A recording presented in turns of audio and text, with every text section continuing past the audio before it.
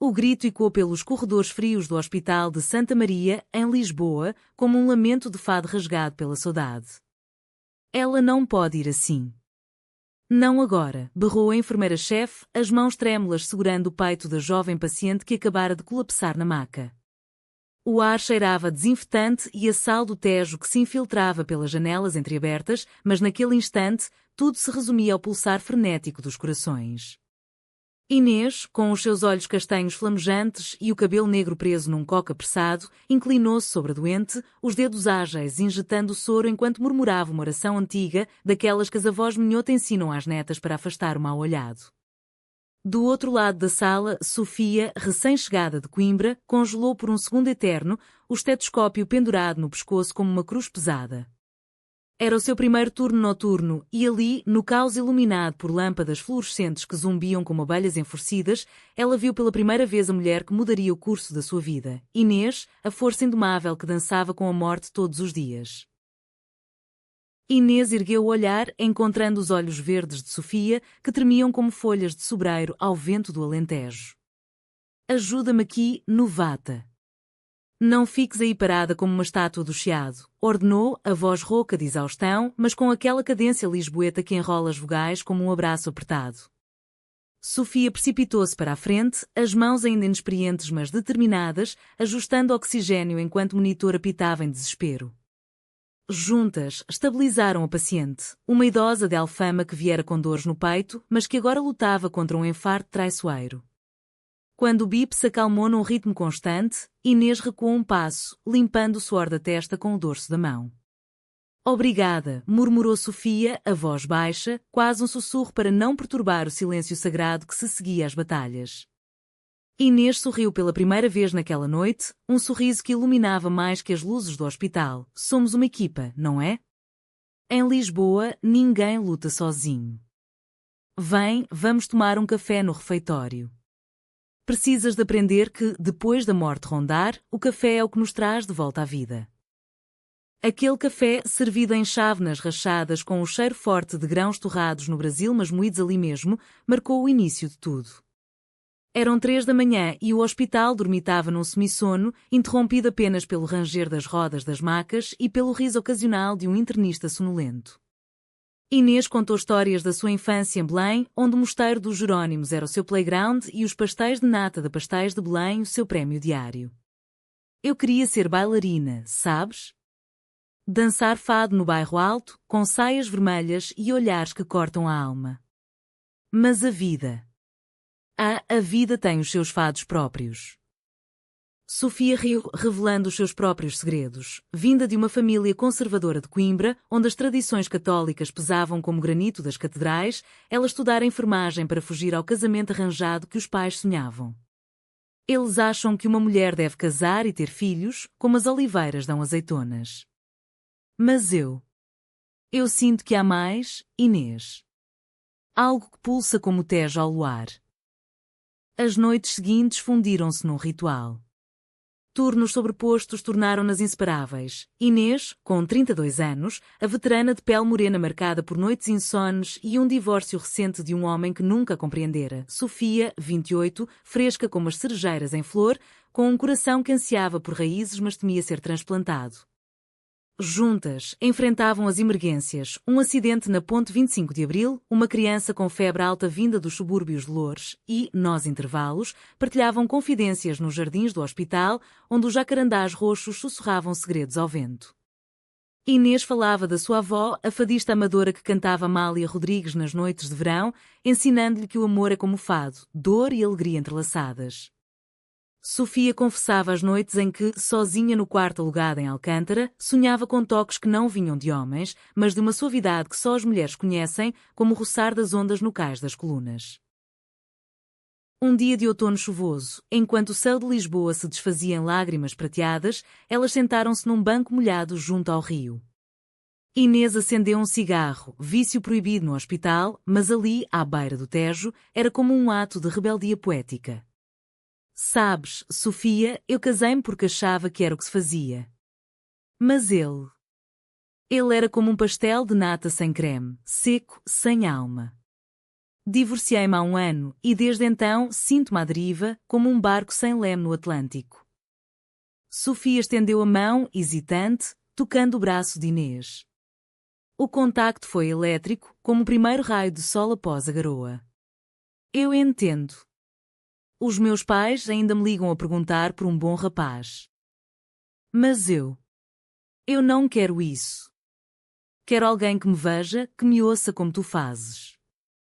Os olhos de Inês brilharam e, pela primeira vez, o silêncio entre elas carregou-se de algo mais profundo que amizade, uma faísca, um fado não cantado.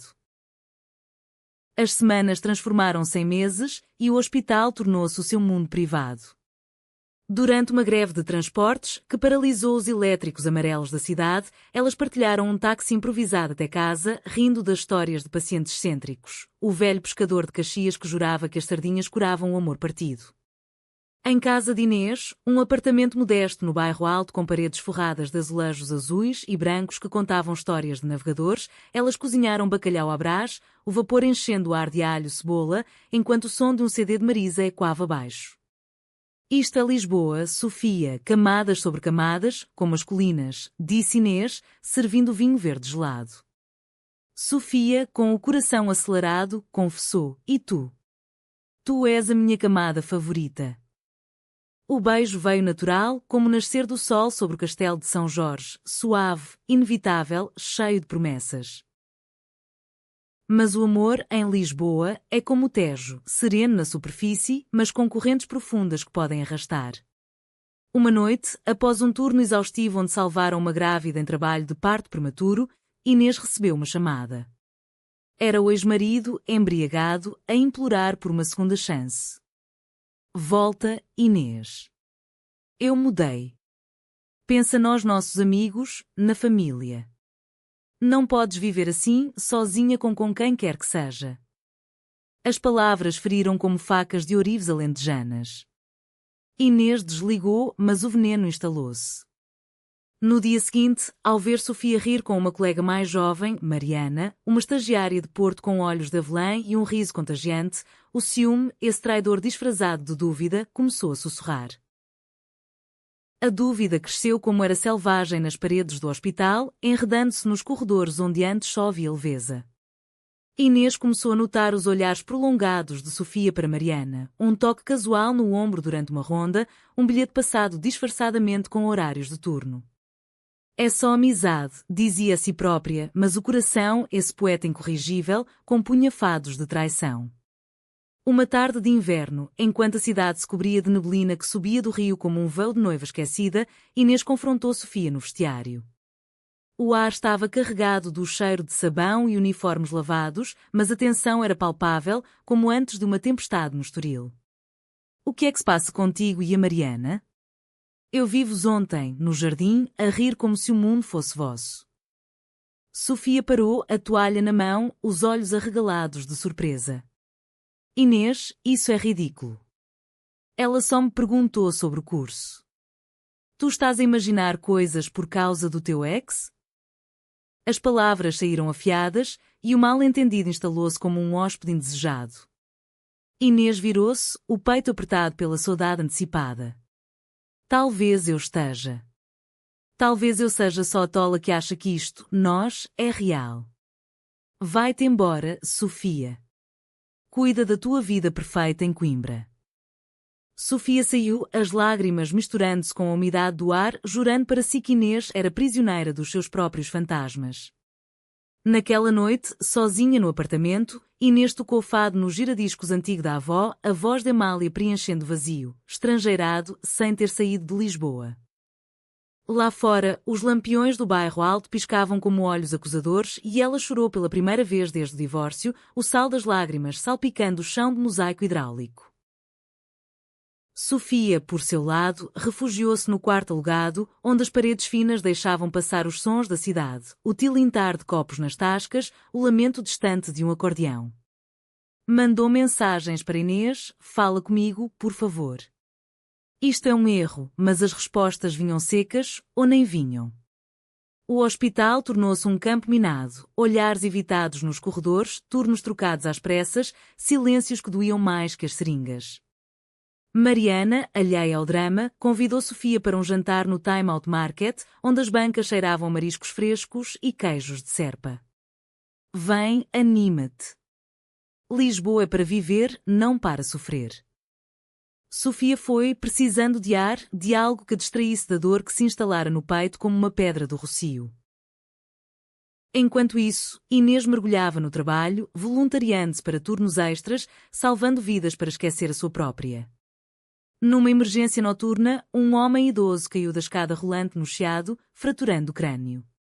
Inês liderou a equipa, os comandos precisos como os passos de uma dança flamenga, mas no fundo, via o rosto de Sofia em cada ferida.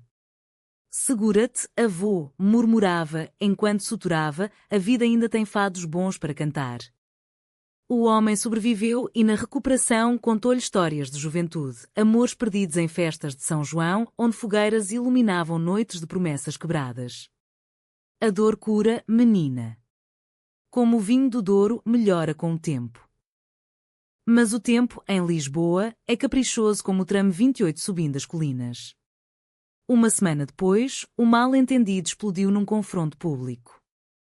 Durante uma pausa no refeitório, Mariana aproximou-se de Sofia com um presente, um lenço bordado de Viana do Castelo, gesto inocente de amizade regional. Inês, passando por ali com uma bandeja, viu o gesto e interpretou como o selo de uma traição. Parabéns, Sofia. Já tens a tua nova confidente. Esquece a velha que só traz problemas. A sala calou-se, o tilintar de talheres parando como se o fado tivesse morrido. Sofia ergueu-se, o rosto corado de raiva e mágoa. Tu não confias em mim, Inês? Depois de tudo? És tu quem se trai a si própria com esses demónios do passado. Saiu a correr, deixando para trás um silêncio ensurdecedor e Inês, sozinha com a sua bandeja fria, sentiu o peso da cidade inteira sobre os ombros. Os dias seguintes foram um purgatório. Sofia pediu transferência para outro piso, evitando Inês como se fosse uma praga.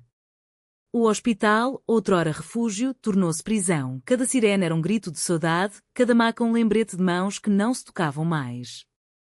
Inês começou a faltar a jantares com amigos no cais do Sodré, preferindo as sombras do seu apartamento, onde os azulejos pareciam julgar-lhe a fraqueza. Uma noite, embriagada por um copo de ginginha a mais, ligou para a mãe em Belém. Mãe, eu estraguei tudo. Ela era o meu sol. A mãe, com a sabedoria das mulheres que viram guerras e revoluções, respondeu: o amor em Portugal é como ourives, dói para polir, mas brilha depois. Dá tempo, filha. E perdoa-te primeiro. Sofia, por sua vez, encontrou consolo nas ruas de Lisboa.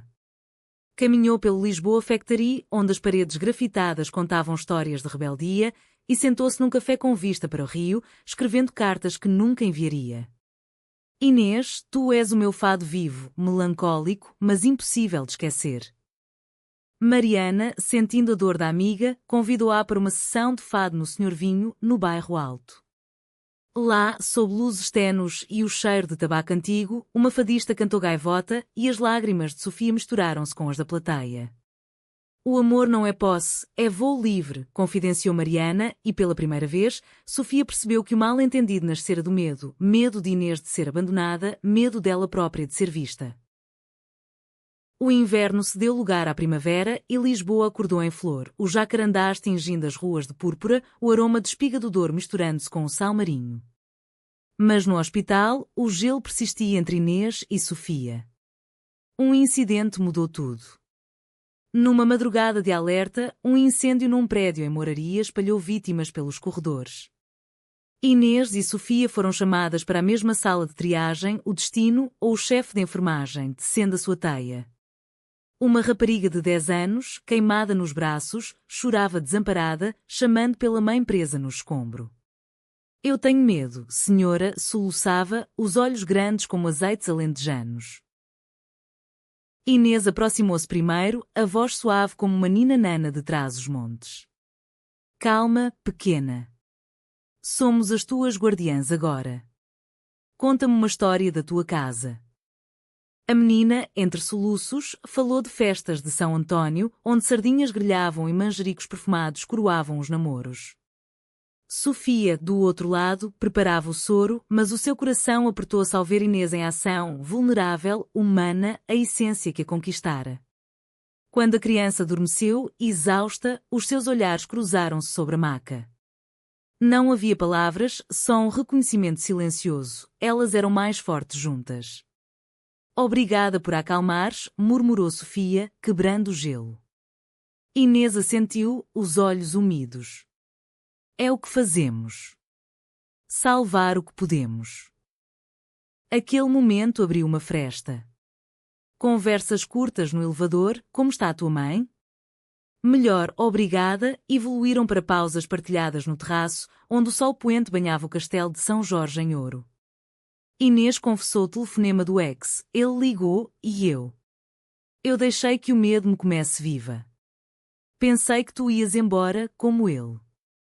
Sofia tocou-lhe a mão, o gesto leve como uma brisa do Algarve. Eu não sou ele, Inês. Eu sou Lisboa, cheia de curvas, mas sempre voltando ao Tejo. Riram pela primeira vez em meses, e o riso foi bálsamo, curando feridas como o vinho do Porto envelhecido. Mas o passado, teimoso como um touro em corrida de touros de Salvaterra, não se rendia facilmente. O ex-marido de Inês, Miguel, apareceu no hospital um dia, sob pretexto de uma consulta. Alto, com o bigode grisalho e o ar de quem ainda cheirava a colónia barata de Alfama, ele esperou por Inês no lobby, flores murchas na mão. Eu vim pedir perdão. E ouvi boatos. Sobre ti e essa enfermeira. A família fala, Inês. O padre da paróquia até perguntou. As palavras caíram como granizo em agosto. Inês sentiu o chão tremer, as raízes católicas da sua educação apertando como um rosário. Vai-te embora, Miguel. Isso não é da tua conta. Mas ele insistiu, alto o suficiente para que Sofia, passando ali perto, ouvisse fragmentos, boatos, família, pecado. Sofia parou, o coração em pânico. Ele veio por mim? Por nós? Inês negou, mas o dano estava feito. Naquela noite, sozinhas num café no Príncipe Real, onde as livrarias antigas guardam segredos de poetas como Fernando Pessoa, Sofia explodiu. Tu ainda o ouves? Ainda deixas que ele nos magoe? Eu pensei que isto era nosso, Inês, não um segredo sujo para esconder da família. Inês chorou, as lágrimas traçando rios no rosto. Não é isso. É o medo, Sofia. O medo de perder tudo, o trabalho, os amigos, a Lisboa que me viu nascer. Mas tu vales mais que tudo. Abraçaram-se ali, sob o olhar indiferente de estátuas de Camões, e o beijo que se seguiu foi de reconciliação, doce como figos maduros de Elvas. A cura começou devagar, como o florescimento das amendoeiras no Alentejo. Elas decidiram enfrentar o mundo juntas, primeiro, confidenciando com a enfermeira-chefe, uma viúva de Setúbal que, com um sorriso maroto, disse: o amor é como o mar, às vezes revolto, mas sempre profundo. Apoio-vos, meninas. Depois, um jantar com Mariana, que riu e ergueu o copo. Eu sou só distração inofensiva. Brinda ao verdadeiro fado, o vosso. Lisboa, complacente, abriu os braços. Passeios pelo Jardim da Estrela, onde pavões exibiam caudas como leques de mouras encantadas, piqueniques no Parque Eduardo VII, com vistas para o aqueduto das águas livres serpenteando como veias da cidade. Num fim de semana de verão, fugiram para Sintra, onde as brumas românticas envolvem palácios como da Pena, pintado de cores impossíveis.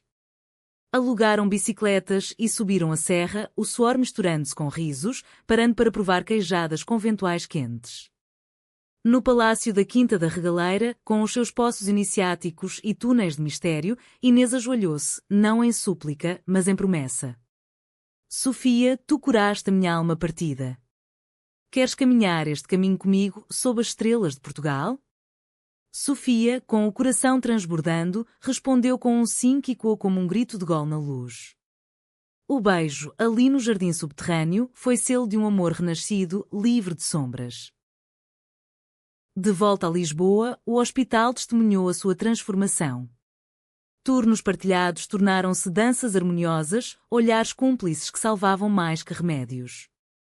Miguel, confrontado por Inês numa conversa firme no Rocio, aceitou a derrota. Se te faz feliz, vai. Mas lembra-te das raízes.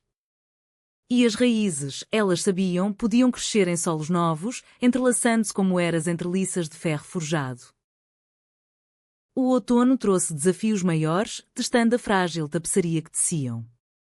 Uma auditoria no hospital revelou irregularidades administrativas, turnos falsos, medicamentos mal registados e o dedo apontou para o setor de Inês.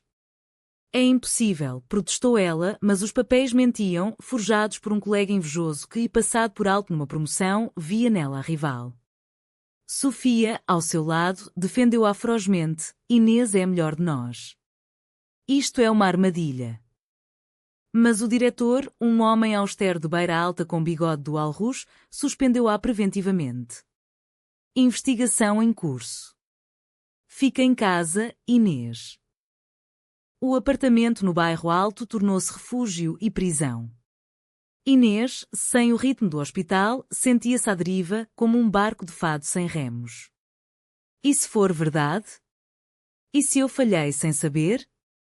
Sofia, trabalhando turnos duplos para compensar, voltava exausta, trazendo pastéis de nata quentes da Belém como talismãs. Tu não falhaste. Nós vamos provar.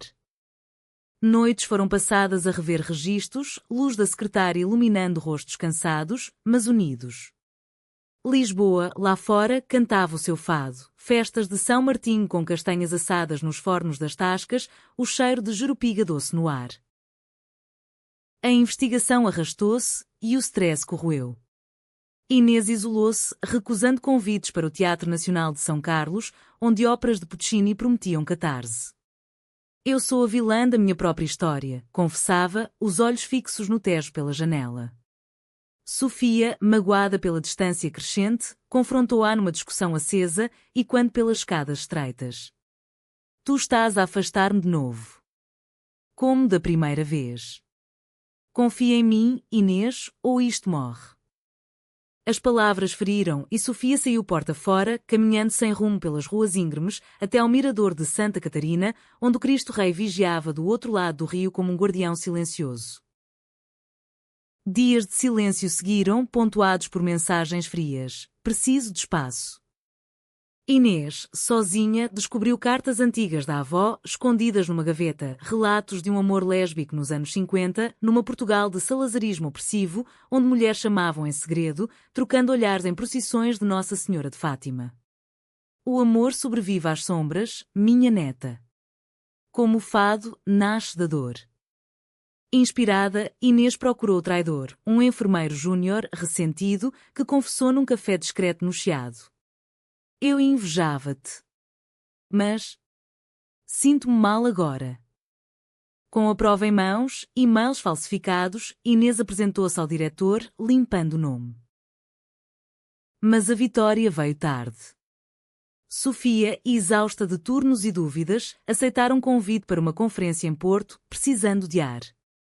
Talvez um tempo separado nos faça bem, escrevera. Inês, ao lê-lo, sentiu o mundo ruir como um terraço antigo em Alfama. Correu para a estação de Santa Apolónia, onde comboios partiam como corações imigrantes. Encontrou Sofia na plataforma, mala na mão, o rosto pálido sob as luzes amarelas. Não vás. Eu errei, Sofia. O meu medo é maior que eu, mas o nosso amor é maior que ele. Lágrimas fluíram e num abraço público, desafiando olhares curiosos, prometeram crescer juntas, raízes entrelaçadas. De volta, a cura aprofundou-se. Participaram num grupo de apoio para profissionais de saúde no Lisboa Factory, onde histórias de burnout se misturavam com risos terapêuticos. Aprenderam a comunicar noites de fado honesto, onde cada uma cantava os seus medos ao som de uma viola imaginária. Sofia ensinou Inês a cozinhar pratos de Coimbra, chanfana de cabra, robusta como mondego, enquanto Inês levava a procissões de Nossa Senhora da Saúde em Lapa, honrando as tradições sem amarras. Um Natal chegou, com luzes piscando no terreiro do paço como estrelas caídas. Juntas, visitaram a família de Inês em Belém. A mãe, com olhos sábios, abraçou Sofia como filha. Bem-vinda à nossa mesa. O amor não precisa de rótulos, só de pão e vinho. O pai, pescador aposentado, ergueu o copo às mulheres fortes como o Tejo. Pela primeira vez, Inês sentiu aceitação plena, o coração leve como um papagaio de papel no céu de Lisboa. O ano novo trouxe renovações. Inês regressou ao hospital com honras, promovida a coordenadora de enfermagem, o seu testemunho inspirando uma política de transparência. Sofia, fluorescente, candidatou-se a um curso de especialização em cuidados paliativos, sonhando em aliviar não só corpos, mas almas. Juntas, planearam viagens, um fim de semana no Douro, onde vinhas em socalcos narravam epopeias de vinho, um passeio pelo Algarve, banhos de mar em praias de areias douradas, onde o Atlântico sussurrava segredos de navegadores. Mas a vida, traquina como um miúdo no São Cristóvão, reservava mais provações. Uma doente crónica, Dona Rosa, uma viúva de moita que Inês tratava há anos, piorou. Câncer no pulmão, avançado como uma maré alta. Eu sei que é o fim, minha querida, disse ela, a voz fraca mas firme, os olhos brilhando como conchas polidas. Mas antes, canta-me um fado. O meu favorito, Lágrima. Inês, com Sofia ao lado, segurou-lhe a mão, a voz tremenda inicial mas ganhando força, lágrima que me molha a alma. Dona Rosa sorriu, apertando as mãos delas. Vocês duas são como irmãs de alma. Não deixem que o mundo as separe. O amor é o único remédio eterno. A morte de Dona Rosa veio numa madrugada serena, o Tejo calmo lá fora. Inês chorou no ombro de Sofia, o hospital e quando com vazio. No funeral, em Moita, sob o céu de nuvens fofas como pão de ló, a família da falecida agradeceu. Ela falava de vocês como anjos. A perda uniu-as mais, recordando que o amor floresce na fragilidade. Vamos honrar isto, jurou Sofia. Vivendo plenamente, como ela queria. A primavera irrompeu com festas, o 25 de abril, com cravos vermelhos nas lapelas, marchas no chiado onde dançaram sardinhadas ao som de marchas populares. Inês, outrora reservada, puxou Sofia para a multidão, os corpos movendo-se em uníssono, suor e riso misturados. Isto é liberdade, gritou por cima da música, e Sofia, beijando-a ali mesmo, respondeu, e tu és a minha. Um mal-entendido menor surgiu, uma mensagem mal interpretada de uma antiga amiga de Sofia, lida por Inês num momento de vulnerabilidade, mas aprenderam a rir dele, vê? Até os fantasmas envelhecem, gracejou Inês, e passaram a noite a ver estrelas do terraço do Hotel Mundial, contando constelações como histórias de Gil Vicente. O verão trouxe o clímax da sua jornada, um retiro em Óbidos, vila medieval de paredes brancas e livros espalhados como magia. Lá, num festival literário, ouviram poetas recitarem Sofia de Mel Brainer, o mar é sempre o mesmo e sempre novo. Inspiradas, escreveram votos privados, enterrando-os sob uma oliveira centenária. Prometo-te o Tejo da minha alma, leu Sofia. Inês, emocionada, acrescentou, e eu, os fados do meu coração. De volta a Lisboa, o hospital celebrava o seu aniversário com uma gala no Salão Nobre, azulejos reluzindo sob candelabros. Vestidas em tons de azul como o céu de Sintra, dançaram uma valsa lenta, os olhares dizendo que as palavras não podiam. O diretor ergueu o copo, a Inês e a Sofia, prova de que a cura vem não só das mãos, mas dos corações. O ciclo fechou-se no inverno seguinte, com uma Lisboa nevada rara, flocos dançando como confetes de reis. Inês e Sofia, agora inseparáveis como o Douro e o Tejo, planearam o futuro. Uma casa própria em Alcântara, com vista para o estaleiro onde barcos sonham com aventuras. O hospital, testemunha fiel, via-as florescer, mentoras de novas enfermeiras, contando histórias de resiliência ao som de cafés partilhados. Um último teste veio com a família de Sofia. Os pais, de Coimbra, anunciaram uma visita. Eles querem conhecer a amiga especial, disse ela, nervosa como uma noviça na Sé Velha. Inês preparou o jantar, arroz de marisco fumegante, vinhos do Dão e uma playlist de fado suave. Na mesa, sob a luz de velas que tremiam como corações expostos, os pais chegaram, ele, professor austero com óculos de ar dourado, ela, tecelã de mantas com mãos calejadas. O silêncio inicial foi tenso, cortado por Inês. Bem-vindos à nossa casa. Aqui, o amor é como vinho, envelhece bem quando partilhado. Sofia contou a sua verdade, voz firme mas trêmula. Eu amo Inês. Não como amiga, mas como alma gêmea. Lisboa nos uniu e pedimos a vossa bênção. O pai tossiu, a mãe apertou o guardanapo. Minutos eternos passaram até a mãe falar. Filha, nós criámo-te para voar, não para nos prenderes as asas. Se ela te faz feliz, então é família. Lágrimas e abraços selaram a paz, o pai erguendo o copo, às mulheres que curam o mundo. Saúde. A cura final veio numa manhã de domingo, no mosteiro dos Jerónimos, onde o sol filtrava pelos vitrais como promessas divinas.